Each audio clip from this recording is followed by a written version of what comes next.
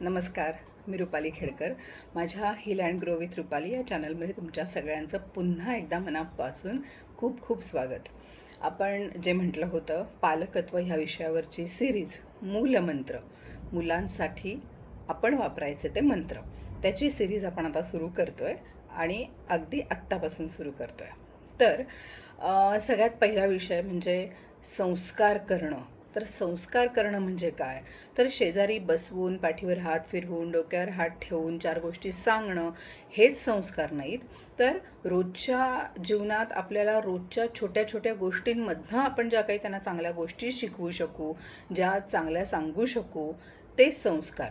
चांगल्या गोष्टी शिकवणं, चांगलं सांगणं, चांगले आचार विचार हेच तर संस्कार आहेत. अजून वेगळं काय असतं? आणि आत्ताच्या ह्या धकाधकीच्या जीवनात किंवा आत्ता रोज आपलं स्ट्रेस खूप जास्त वाढला आहे, आपल्याला वेळ कमी पडतो आहे. मग अशा वेळामध्ये त्यांना संस्कार करणं हे खूप मोठं चॅलेंज वाटतं. ॲक्च्युली ते चॅलेंज नाही आहे.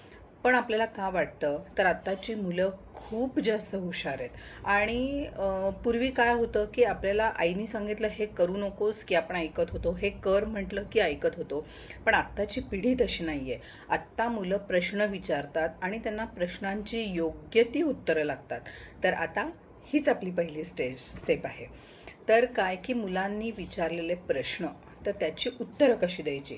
तर सगळ्यात महत्त्वाचं पथ्य तुम्हाला हे पाळायचं आहे की त्यांना काहीतरी सांगून वाटेला लावू नका. कारण आत्ता तुम्ही विचारलेल्या प्रश्नाचं उत्तर हे तुम्ही खरं देताय की खोटं देताय हे तुमच्या बॉडी लँग्वेजवरनं, तुमच्या बोलण्याच्या टोनवरनं मुलांना खूप व्यवस्थित समजतं. अगदी लहानातलं लहान मूल ते मोठ्यांपर्यंत हे सगळ्यांना कळतं. सो त्या प्रश्नांची त्यांच्या खरी खरी उत्तरं द्यायचा प्रयत्न करा. आणि हो, काही प्रश्न असे असतात की ज्याची उत्तरं देणं आपल्याला शक्य नसतं.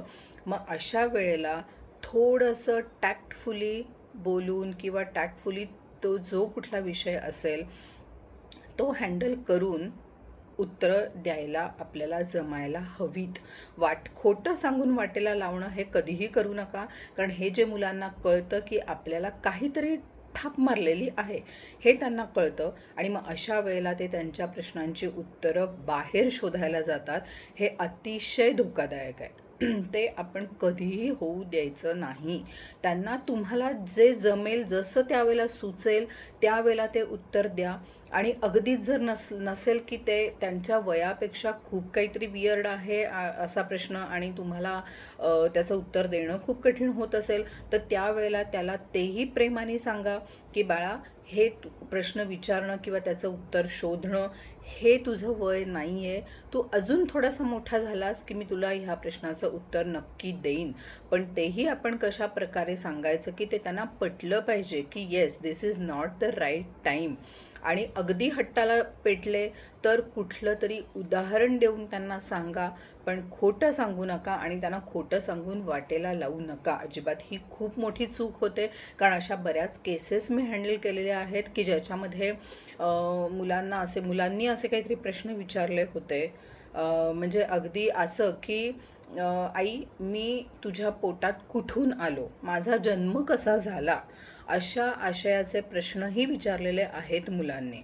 मग अशा वेळेला उत्तरं कशी द्यायची किंवा त्याला त्याच्या अंगावर ओरडायचं नाही, डाफरायचं नाही, धपाटे तर अजिबात घालायचे नाहीत. पण त्याला आपण असं काहीतरी उत्तर नक्कीच देऊ शकतो की बाळा, देवबाप्पाकडे आम्ही तुला मागितलं, आमचं तुझ्यावर खूप प्रेम आहे, तू आम्हाला हवा होतास किंवा हवी होतीस आणि आम्ही तसं देवबाप्पाला सांगितलं आणि त्यांनी तुला आमच्याकडे पाठवलं. प्रत्येक जण हा जन्माला जो येतो किंवा त्याला हेही उदाहरणं द्यायची की मी माझ्या आईबाबांची मुलगी आहे किंवा हे तू त्याच्या आईबाबांचे मुलगा आहे, बाबासुद्धा तुझ्या म्हणजे आजी आजोबांचा मुलगा आहे.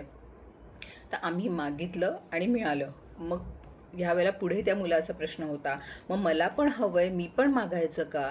तर त्यावेळेला त्यांना ह्या प्रकारे सांगता येतं की बाळा, तू आता शिकतोयस किंवा शिकतेयस, तुला खूप मोठं व्हायचं आहे, तुला खूप छान करिअर करायचं आहे. किंवा आता कसंही म्हणजे काही मुलांची चित्रकला चांगली असते, शिल्पकला चांगली असते, काही जण अभ्यासात हुशार असतात, काही जण खेळात हुशार असतात. त्यावेळेला त्यांना त्यांच्या करिअरचं महत्त्व समजावून सांगायचं की हे जेव्हा तू कॅपेबल होशील त्यावेळेला पुढे तुला सगळ्या गोष्टी मिळतील. पण तेही सांगायचं. आणि इतके डायरेक्ट प्रश्न मुलं फारच क्वचित प्रसंगी विचारतात. इतका डायरेक्ट प्रश्न की जिथे आपली खूपच कोंडी होते, असे प्रश्न जी मुलं आहेत ना, ही मुलं खूप कमी विचारतात. इतकं ओपनली विचारत नाहीत. पण जे काही छोटे छोटे प्रश्न विचारतात मुलं ना, त्याची मात्र सॅटिस्फॅक्टरी उत्तरं देता आली पाहिजेत आणि ती आपण दिलीच पाहिजेत. तर आता ह्याच्यावर तुमचे काही प्रश्न असले की तुम्ही कुठल्या कशा प्रकारच्या प्रश्न तुम्हाला भेडसावत आहेत किंवा तुमची कोंडी होतीये, तुम्हाला सुचत नाही आहे, हे तुम्ही मला कमेंट बॉक्समध्ये नक्की विचारा. मी त्या प्रश्नांची नक्कीच तुम्हाला सॅटिस्फॅक्टरी उत्तरं देईन. तुमचं समाधान होईल आणि तुम्ही तुमच्या मुलांच्या प्रश्नांचं निराकरण नक्की करू शकाल. तर आता आपण दुसरा मुद्दा घेऊया की मुलं ऐकत नाहीत, उलट उत्तरं देतात, उद्धटपणे वागतात. त्यांना अभ्यासाला बस म्हटलं की बसायचं नसतं, मोबाईल सोडायचा नसतो, टी व्ही बघायचा असतो किंवा खूप तासनतास बाहेर खेळणं असेल. खेळाचा विषय प्रश्न नाही आहे, खेळ हा खेळलाच पाहिजे, पण मर्यादा. येस, बरोबर आहे, मर्यादा हवी त्या वेळेवर. पण प्रत्येक वेळेला ह्या प्रत्येक गोष्टी तुम्ही धाकधपटशाने त्यांच्याकडनं करून घ्यायच्या नाहीत. हे तुम्हाला पक्क पथ्य पाळायचं आहे. जर तुम्ही मुलांना सांगत असाल की मोबाईलवर खेळू नकोस, मोबाईल जास्त वापरू नकोस, डोळे दुखतात, त्यावेळेला आपण सुद्धा ह्याचा विचार केला पाहिजे की आपण मुलांसमोर मोबाईल किती वेळा वापरतोय किंवा घरात जर आजी आजोबा असतील तर ते किती वेळ मोबाईलवर आहेत. ह्या गोष्टींचा अंदाज घेतला पाहिजे. टी व्ही, मोबाईल ह्या सगळ्या गोष्टी अशा आहेत की मुलं आपलं अनुकरण करतात. आणि येस, बरोबर, काही ठिकाणी ही उदाहरणंसुद्धा आहेत की आई बाबा मुलांसमोर मोबाईलवर किंवा टी व्ही बघणं हे खूप कमी असतं, पण तरीही मुलांना त्याचा नाद लागतो. मग तो का नाद लागलेला आहे? तर आपण त्यांना एंगेज ठेवतोय का? आपण त्यांना एंगेज ठेवू शकत नाही आणि त्याच्यामुळे शेवटी मुलं हा मोबाईलचा आधार घेतात. कारण आज सोशल मीडियाचं जग किंवा ते जाळं जे आहे ते इतकं विस्तारलेलं आहे की ह्या सगळ्या चर्चा मुलांच्या शाळेतही होतात कि अरे वो रील देखा क्या तूने, उसमें ऐसा था, उसमें वैसा था, कल मैंने एक सीरीज़ देखा, वो सीरीज़ में ये था, बहुत अच्छा है, तू भी देख ले. किंवा गेम्स नवीन असतील तर त्या गेमवरनं सुद्धा मुलांची चर्चा होते. पण ह्या वेळेला सुद्धा आपण त्यांना ह्याच्यासाठी रिस्ट्रिक्ट करू शकतो. तर कसं रिस्ट्रिक्ट करू शकतो आपण मुलांना? तर की सिरीज बघितली, पण सिरीज बघितली ती तुझ्या काही कामाची आहे का? त्या सिरीजमध्ये काय होतं, त्या सिरीजचा छोटासा भाग दाखवा त्यांना आणि विचारायचं की मला सांग ह्याच्यामध्ये इंटरेस्टिंग काय आहे किंवा तुझ्या कामाचं काय आहे, तुला ह्याच्यातनं काही शिकायला मिळतं आहे का? किंवा बाहेर पिअर प्रेशर जे आहे की बाहेरचे तुझे मित्र किंवा तुझ्या मैत्रिणी तुला म्हणतायत, मग तुलाही ते दाखवण्यासाठी हवं आहे का? त्याच्यातनं तुला काही नॉलेज मिळतं आहे का? तुला काही शिकायला मिळतं आहे का? इव्हन एंटरटेनिंग आहे का? की त्याच्याने एंटरटेनमेंट होती आहे आणि छान वाटतं आहे वगैरे, असं काही आहे का? कारण मुलांना जेवढं तुम्ही डीप डाऊन जाऊन फॅक्ट सांगाल ना, ते तेवढं त्यांना पटतं.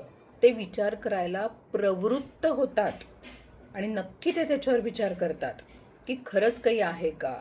मग अशा वेळेला काय करायचं? मुलांनी जर पुस्तकं वाचावी हे जर आपल्याला वाटत असेल, मुलांसमोर आपण पुस्तक घेऊन बसायला हवं.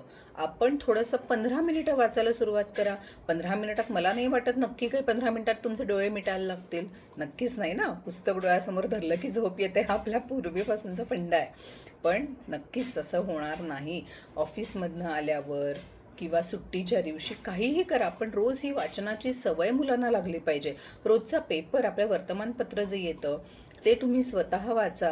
कारण हल्ली बऱ्याचशा घरांमध्ये आम्ही इंटरनेटवर बातम्या वाचतो, पेपरची गरज काय?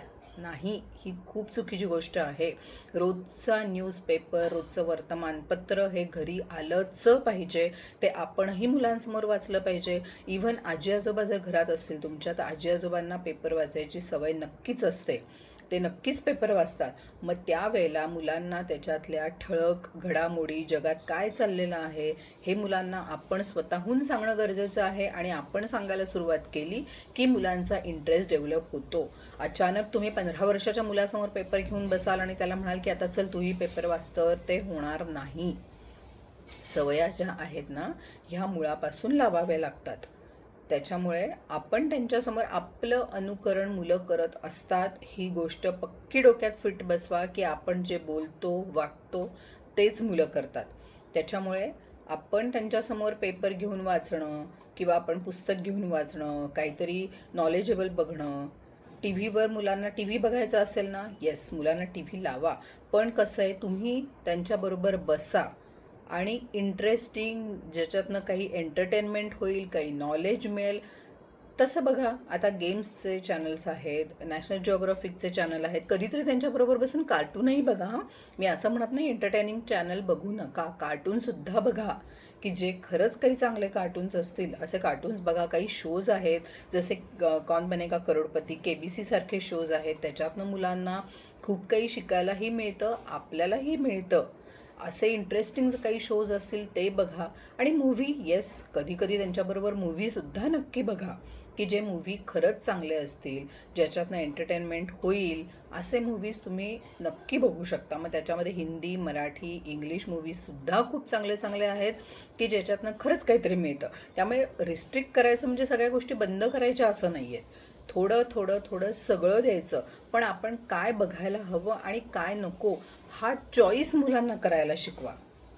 तो चॉईस त्यांना करता आला पाहिजे आणि ती सवय आपल्यालाच लावायची आहे. आपण त्यांना ती सवय लावू शकतो, अशी आपोआप लागणार नाही. आणि जे पिअर प्रेशर आपण म्हणतो ना की यांनी ही सिरीज बघितली, त्यांनी ती बघितली, किंवा हा गेम खेळला, तो गेम खेळला, मग मलाही खेळायला पाहिजे, तर हे प्रेशरमध्ये यायचं नाही. ह्याच्यातनं प्रेशरमध्ये ही कॉम्पिटिशन ठेवायची नाही. कॉम्पिटिशन ठेवा, पण ती चांगल्या गोष्टींमध्ये ठेवा. हे आपल्याला त्यांना सांगता आलं पाहिजे. हे प्रयत्नपूर्वक तुम्हाला सांगावं लागेल. तर ह्याच्यावर तुमचे जे काही प्रश्न असतील किंवा कसं करायचं, मला एक उदाहरणादाखल तुम्ही मला सांगा. मी तुम्हाला तुमच्या प्रश्नाचं उत्तर सॅटिस्फॅक्टरी नक्की देईन आणि तुम्ही ह्या तुमच्या अडचणीतनं मार्ग नक्की काढू शकाल याची मला खात्री आहे. तर आज आपण पहिला भाग इथे संपवूया. दुसरा भाग घेऊन लगेचच येणार आहे मी. परत भेटूया आपण. थँक्यू. आणि तुमचे जे काही प्रश्न असतील ते मला कमेंट बॉक्समध्ये नक्की कळवा आणि तुमच्या ह्या प्रश्नांची उत्तरं मी तुम्हाला नक्कीच देईन आणि तुम्हाला माझी मदत नक्की होईल, हे माझं प्रॉमिस आहे. थँक्यू.